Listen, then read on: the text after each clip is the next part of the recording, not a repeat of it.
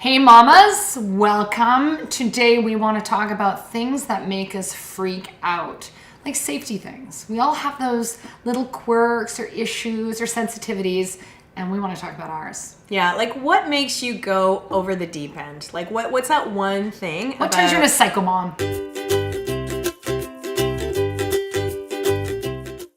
you find, you guys just got back from the cottage? Yeah, we did. Don't you find it just like, it used to drive me crazy going because it was like I would do the same thing, but with no baby gates and no washing machine, and no dishwasher. So it was like doing all the hard work of home, but not having any of the conveniences. It's kind of like the mom does everything she normally does, but closer to the ocean. But closer to the ocean. And dad does a little less of what he does, but closer to the 2-4. Yeah. I'm like, hey, you just go crack yourself a cold one. Again? I got all this. Yeah. Just gonna pack that car. Let me know when I can rub your feet. Get you another beer. Cottage brings up an interesting thing for me. Certain things that happen around parenting, I would say that they are make it or break it points for me. I have to tell you a little story. So we were at a cottage, at a friend's cottage, and the dock was very long and the water was very low. So when you're on the dock, you can't see the kids swimming because the water is so low. It's low. But if you're back on the mainland, you can sort of see under the dock and you can see the kids in the water. Good. The head count is good. Head counts are good. Luckily, we only had 2 heads to count. When my daughter went into the water, it was up to her waist. So I understand that, it's sandy and it's up to her waist. You can walk out forever before it gets deep. So it felt safe. It seemed safe. Okay. But it's still water. I saw my daughter almost drown in a pool 2 years ago, and it didn't present the way I thought. She was in the shallow end, and I was watching her, and I realized the water was right here, and she had this look of fear in her eyes, but she wasn't moving, which is why I wasn't alerted to it. Did you put your wine glass down? I had to put my wine down. Hero. I am a hero. And I dove in and got her out. Since then, I have learned that when kids are drowning, they don't flail. Oh, nothing. It's silent. And that is why it goes undetected until it's almost too late. Yeah. Many, many, many times. Yeah. So it's awful. Yeah. I've had nightmares about it. I can remember the look in her eyes. Like she was panicked and scared, but she wasn't reaching out to me. It freaked me out. The majority of deaths, drowning deaths, are between kids between the ages of 4 and 8 because that's kind of when we assume they know what they're doing and we take our eyes off of them. So my husband, who is a fabulous, fabulous father, sounds like she's giving a disclaimer. I gotta do it because I can already hear the comments going. He's a great dad, and we're up north, and we're all trying to chill. I said, can you please just watch her for an hour? I was going up to the cottage to get some lunch or something for the kids.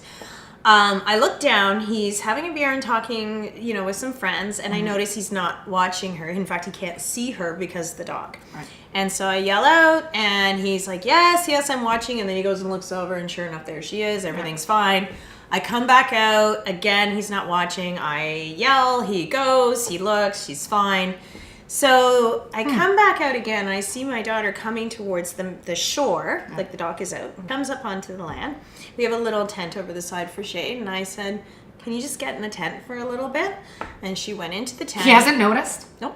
And I yelled. Oh, snap. And he turns around, yes, he goes over, and she's not there. He starts looking under both sides, and everyone's looking, and he's freaking out, and he's angry, calling her name angry, right? Yeah. So this was I'm not saying it was a parenting win, but she was like, Wait, you had her muzzled in the tent? Maddie, don't let Daddy know you're alive.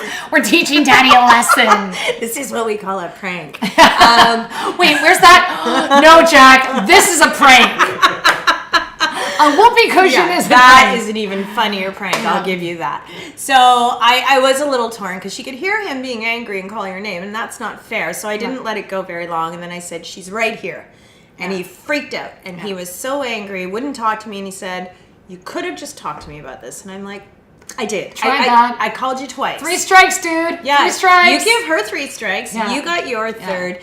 I brought this topic up online, and I got some really great responses. I mean, a lot of people, agreed, but other people were like, I could have handled it better. Yes, I could have handled it better. We all could have handled that situation better.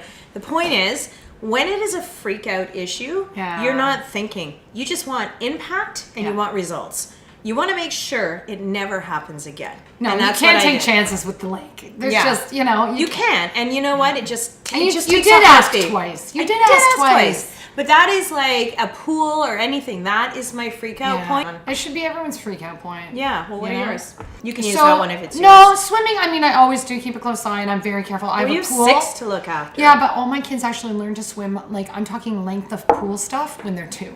That's good. Yeah, so the very safest thing you can do is teach your kids to swim for sure. Yeah. But it still doesn't mean they're safe because I find it's when I also have a no touching each other policy in the pool. Makes total Because sense. they start wrestling, and I'm like, hey, that kid's been underwater a while. And we were just playing. I'm like, yeah, the one that you're playing with can't breathe for a prolonged amount of time here. So I just find I have to watch more for the rough housing and that sort of thing. Every party have a hire a lifeguard because I don't trust parents. Parents will be like, "Oh, watch my kids." I'm like, "No, you won't." We heard about a drowning where it was a party, and one of the kids in the middle pool drowned because everyone thought everybody else was watching. So it's one person. Or the other thing, what some of my neighbors do is 2 adults are in charge and they wear like just a lei from the dollar store or whatever. When they're doing that and they can't have a drink, they can't have anything, they're both standing in the pool. What a good idea. And when you want to go have a drink and you want to go to the bathroom, you assign the lei to somebody else and they go. So 2 people are in charge of the pool all the time. I really like that. You should never have a Hawaiian costume party because that would be very confusing. Very confusing. Nobody be drinking, they'd all be watching the pool. Exactly. It's a very safe party. Well, we sent Maddie to Toronto Swim Camp. It's run here in the beach. The man who runs it is actually, he's trained Penny, our Olympian, our gold medal Olympian. Oh yeah. And so a lot of the kids go to this swim camp and they learn some really great swimming skills. And to me, that is like the most important camp she goes to all summer. I feel like she has a lot more skills now, so that if she were out just far enough she got into a bit of trouble, she could get back in. That's key, yeah. We did have a funny one, though, at our cottage. We were at the neighbor's cottage, and we were having a drink on the dock, and one of my 2-year-olds at the time jumped off the end of the dock, and the couple, like, they jumped up and they freaked out. They're like, "Oh my God, the baby's in the lake!"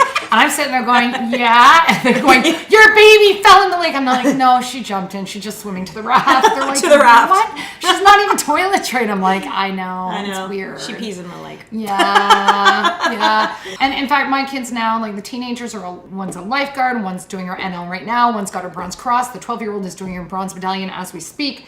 Oh, swimming's a thing. I've got other things that I freak out about. My weird one is choking. Like, I don't think care. that's weird. I don't think that's weird. No, at all. but it's weird. Like, it's like, honestly, my kids, I'm so permissive. My kids can, honestly, they could go from rooftop to rooftop and ride their bikes to the park when they're 6 alone. I don't care. They're like, I am totally free range parent. I will be cutting their grapes in half till they're 30. Yeah, I still cut grapes. I'm and cherries. such a I take the freak pits about out and it. cut them in half. I know, and I won't let them eat unsupervised. One will be like, "Oh, I'm just getting my hot dog. I'm gonna go downstairs." I'm like, "No, I can't see you. How am I gonna give you the Heimlich maneuver if I can't see you?" Well, I'm more asphyxiating in a hot permissive dog. about food than you are. There's an area I'm more permissive about than you. So we all have our things. What's your thing, Mom? Yeah, what is your What's thing? your thing? Yeah, what's the thing you cannot tolerate and maybe you're a little bit Just your overboard sensitive about? one. Like, Yeah. Anyway, we want to hear from you. If you like our channel, subscribe. Leave us your comments. And Julie and I are always up for a glass of wine and a chat. So if you have any topics you want us to chat and share, Well, let us know. let us know. See you next time. Cheers. Cheers.